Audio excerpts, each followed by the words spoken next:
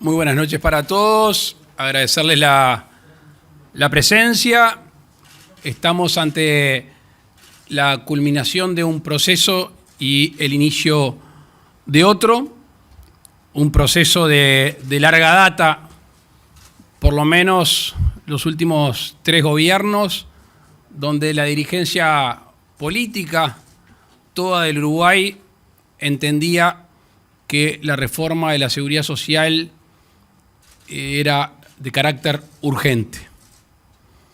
La segunda etapa la podemos señalar en el compromiso por el país que suscribieron 5 partidos políticos para convencer a la opinión pública de ejercer la tarea de gobierno. Luego, la ley de urgente consideración que crea la Comisión de Expertos en Seguridad Social.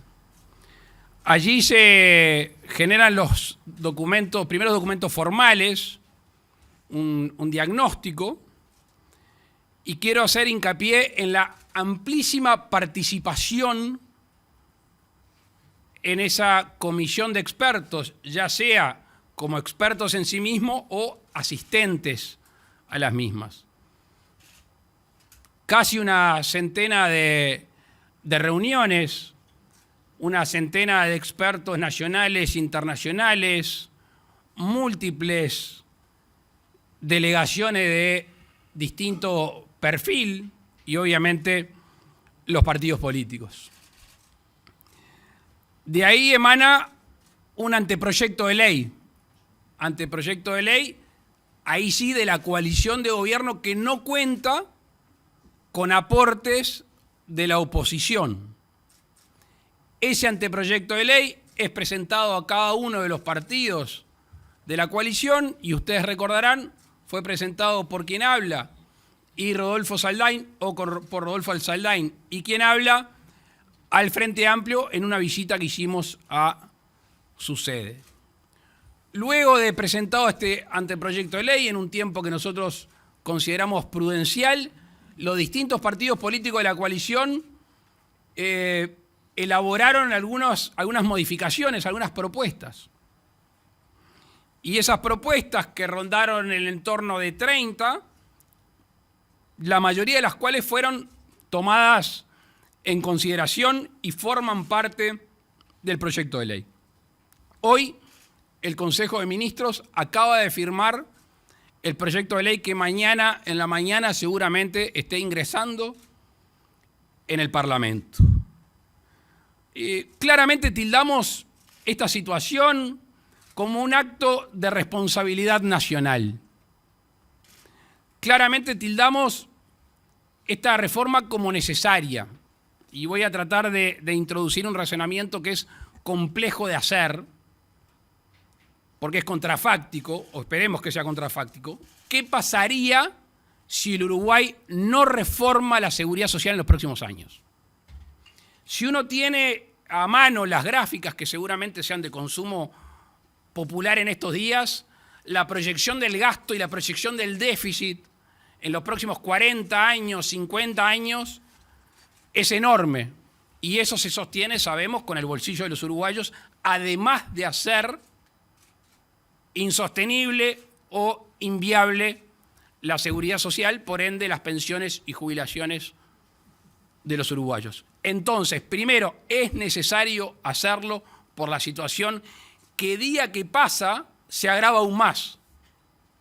Por eso muchas veces ante la consulta de ustedes y sus colegas dicen, ¿la van a hacer o no la van a hacer? ¿Se van a poner de acuerdo o no se van a poner de acuerdo? Una vez más la coalición se pone de acuerdo. Esta coalición a la cual le han vaticinado fracasos de antemano muchas veces. Se sostiene sólida, con matices, con perfiles, ha aprobado un presupuesto, ha aprobado una ley de urgente consideración, la ha defendido en un referéndum, ha elaborado rendiciones de cuentas y hoy trae este proyecto de ley. Y por eso, claramente, la necesidad de hacerla. Segundo, es una reforma sostenible en el tiempo. de nada serviría todo este esfuerzo de técnicos y además de voluntad política si no es sostenible en el tiempo. Tercero, tiene un proceso muy largo de transición. La última reforma grande, la del año 95, que empieza a regir en el 96, tuvo, corrígeme, Rodolfo, 9 meses de transición. Esta va a tener 20 años de transición. La primera vez que alguien se jubile con 63 años va a ser los de mi generación, los del año 73, en el año 2036. Y con 65 años, los nacidos en el 75, en el 2040, con lo cual es un proceso de transición larguísimo. Para ser claro, los efectos de la edad de jubilación no se van a ver en los próximos 2 gobiernos, por lo menos. Es una reforma de la seguridad social con una profunda dosis de solidaridad. Para empezar, con las jubilaciones más pequeñas, que salvo algún caso aislado, la mayoría, la gran mayoría, casi la unanimidad, tendrá un aumento en las jubilaciones cuando se aplique este régimen. Hay un tratamiento especial que aumenta los beneficios a aquellas familias que tienen hijos con alguna discapacidad. Es una reforma de la seguridad social que cada peso que se aporte se va a cobrar. Un ejemplo que usaba el grupo en todo este proceso, gente que tiene 14 años, 13 años aportados y como no llega, ese dinero se va a la nada, le va a rendir cuando tenga su edad jubilatoria o de una pensión. Otro elemento que ha sido trabajado por varios diputados del Partido Nacional y del Partido Colorado en este caso, que es la posibilidad de jubilarse y trabajar. Todos conocemos a algún jubilado que porque quiere estar ocupado o porque además de querer estar ocupado necesita un ingreso extra para subsistir, que hace alguna changa y sabemos, como se dice comúnmente, trabaja en negro, o sea, en la informalidad. Esto lo va a legitimar para poder trabajar, cobra jubilación, cobra un sueldo, aporta y eventualmente ese aporte le va a mejorar su jubilación. Y por eso estamos convencidos que es una reforma necesaria, una reforma sostenible y una reforma solidaria, que la hacemos como acto de responsabilidad nacional y no se lo vamos a dejar al próximo gobierno, sea de la ideología y del color que sea, y por eso estamos muy satisfechos haber llegado a un acuerdo con la coalición de gobierno y esperemos, decía recién un ministro, que vengan aportes, que entre al Parlamento y que el Frente Amplio haga aportes positivos. Esto es un acto perfectible, es un proyecto perfectible, obviamente que guarde las características de la necesidad, de la sostenibilidad y también de la solidaridad. Muchas gracias y quedo abierto a sus preguntas.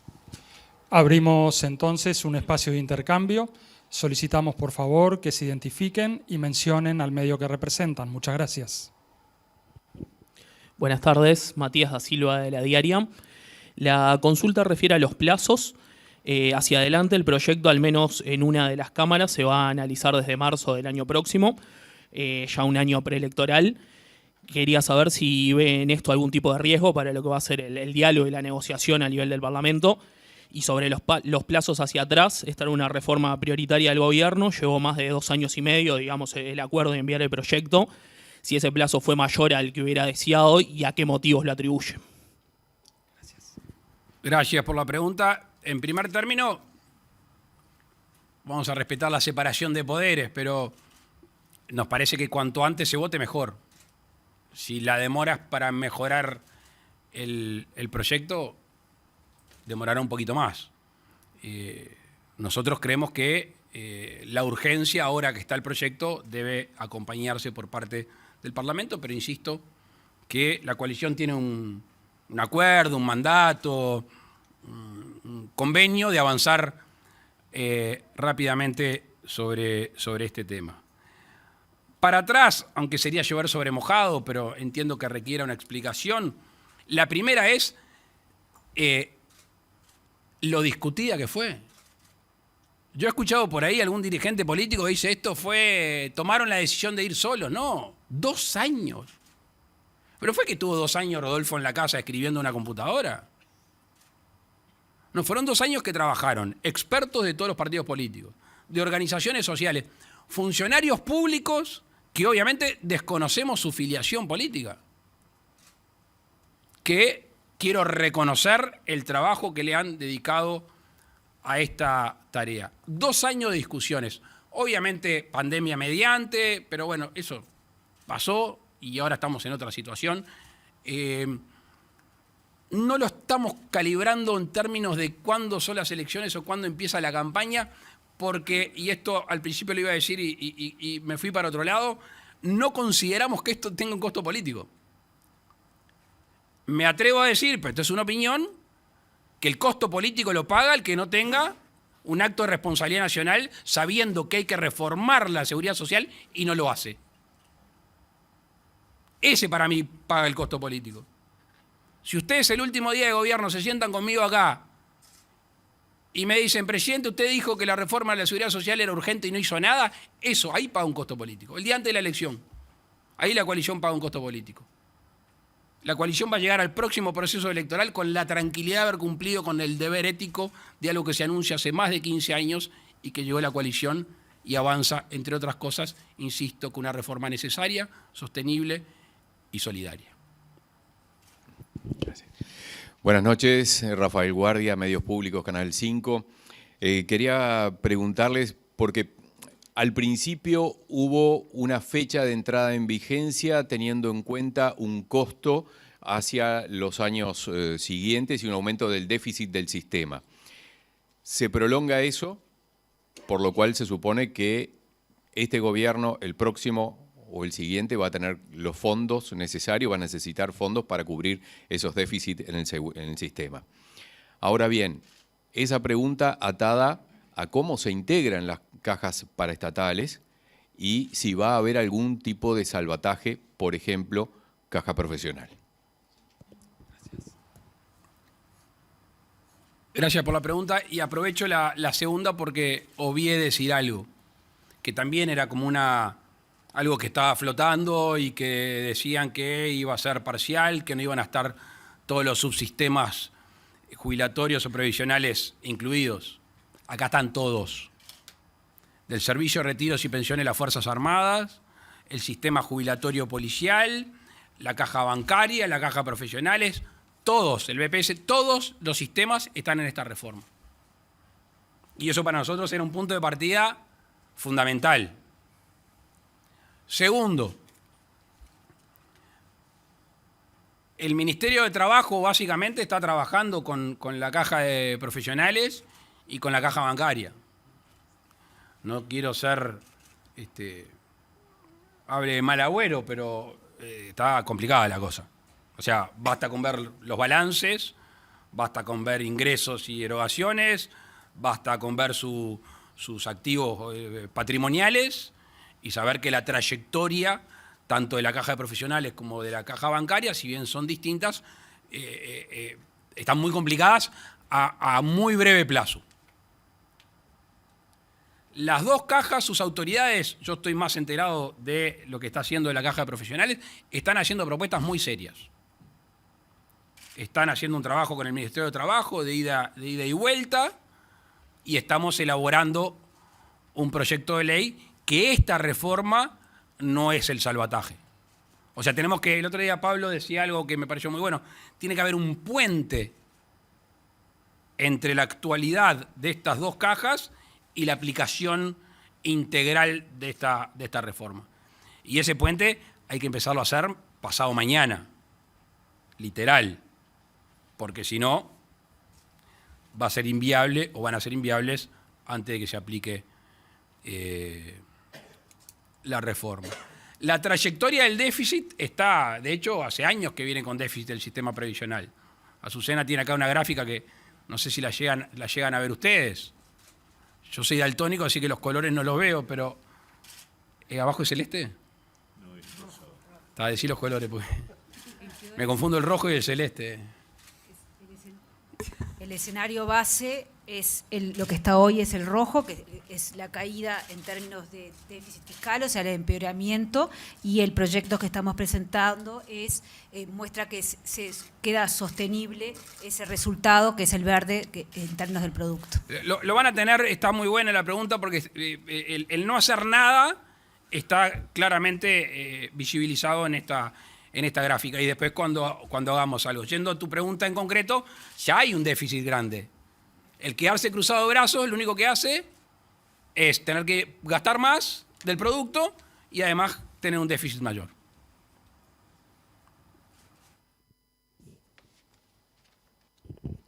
¿Qué tal, presidente? ¿Cómo le va? Nicolás González, BTV Noticias. Usted recién decía, es una reforma con dosis de solidaridad con la mayoría de las jubilaciones y fundamentalmente las más bajas. Durante estas últimas semanas hemos escuchado al representante de los trabajadores del BPS, a Ramón Ruiz, decir que esto, más que una reforma de seguridad social, es solamente una reforma jubilatoria y que en realidad los menores de 45 años iban a tener una pérdida en sus jubilaciones de entre un 8 y hasta un 30%. ¿Qué se le responde a una persona que también integró la comisión de expertos, que dice haber realizado propuestas también en su momento y que de alguna forma está sosteniendo algo distinto a lo que usted recién señalaba, por ejemplo?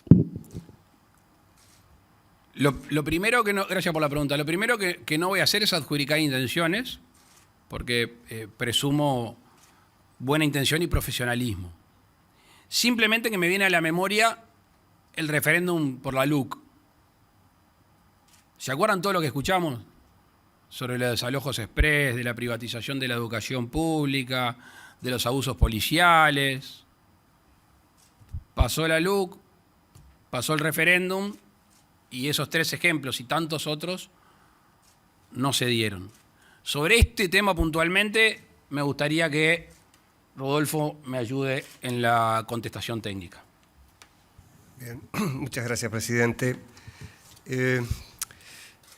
Claramente, la reforma tiene entre sus grandes virtudes la incorporación de una nueva prestación, el suplemento solidario, que es un beneficio adicional a la jubilación que se genera con el aporte y que va a estar alcanzando a todas aquellas personas que se jubilen al amparo del nuevo régimen con ingresos jubilatorios de hasta 42.000 pesos.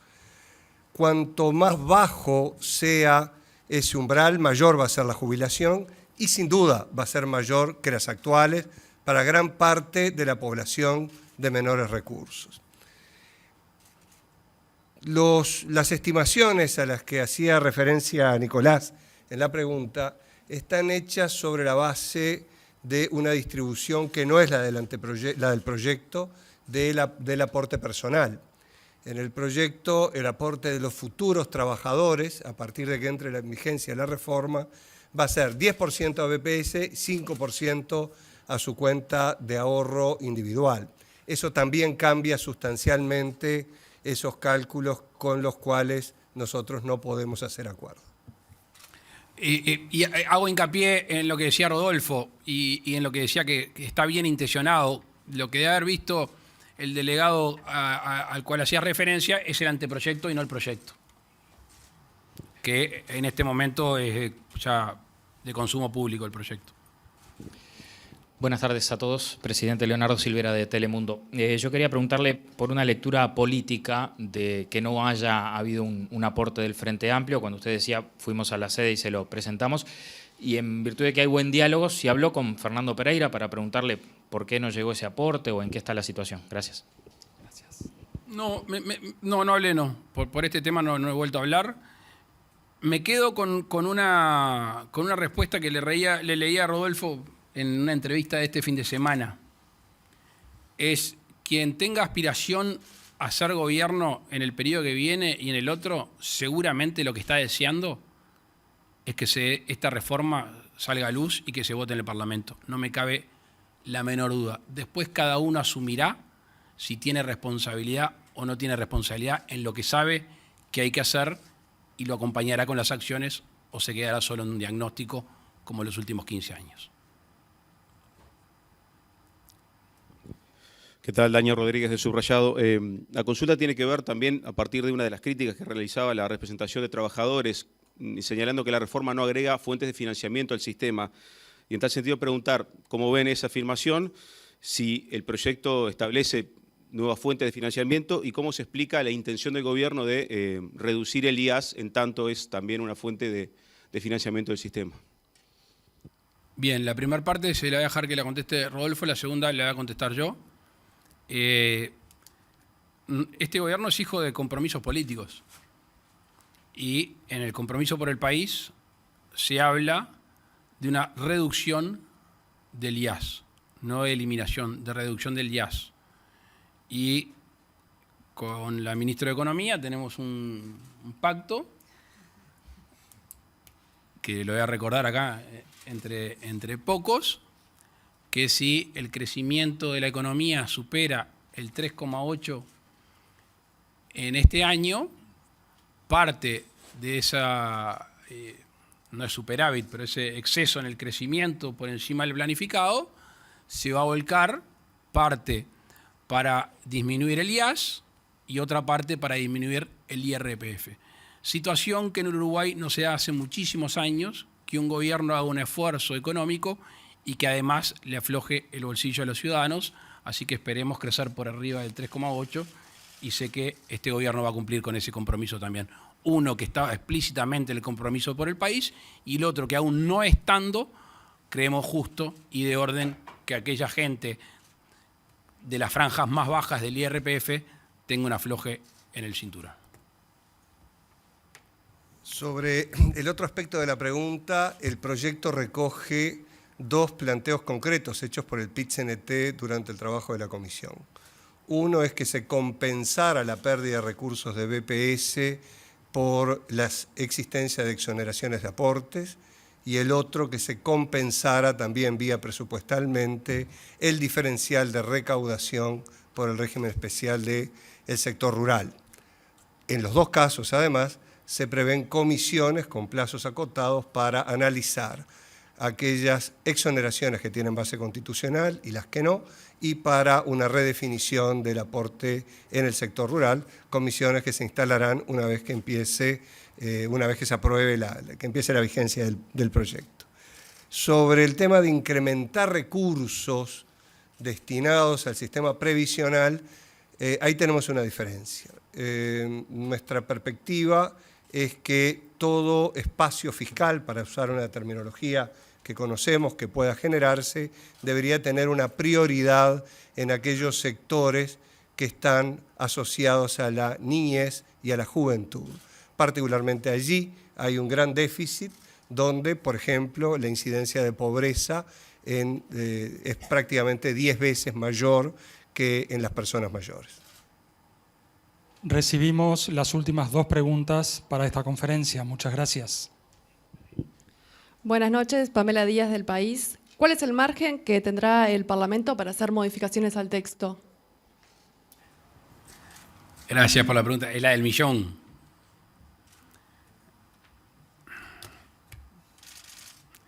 Si los aportes son positivos y van en el sentido de la reforma, estamos abiertos a hacerlo. O sea, voy con algo que dije más temprano. Creer que es el mejor proyecto es pecar de soberbia. Si se guarda la armonía que necesita este proyecto de ley, bienvenido. Hay que, voy a hablar de las perillas, de la perilla de la velocidad con la perilla de las modificaciones. Hay que hacer una sintonía fina entre esas dos. Gracias. Buenas tardes, Juan Pablo da Costa de Canal 4. Quería consultarles por dos temas que ya se van conociendo del proyecto. Uno, que hay sectores donde no se va a ampliar la edad jubilatoria. Quería saber cuáles son y cuál fue el criterio, digamos, para tomar esa definición. Y también se plantea que se va a ir a una universalidad progresiva, es decir, en cierto momento el 100% de los uruguayos van a tener algún tipo de ingreso. Si se puede ahondar un poco más en esta medida. Gracias. Lo primero, me imagino que está hablando de las bonificaciones. Y de las excepciones a los cambios de edad. Sí, hay algunos... Me gusta que... Vamos a hacerla fácil, Rodolfo. Bien, gracias, presidente.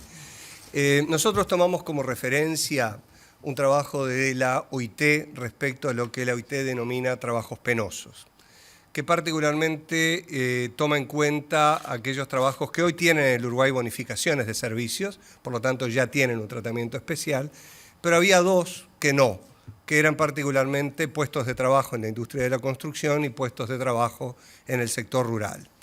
La relevancia de ambos sectores en la economía nacional llevaron a considerar esta excepción y que además va a estar seguida de un seguimiento, de una trayectoria sobre la incorporación tecnológica en el sector, porque eso está cambiando mucho y afortunadamente las condiciones de trabajo.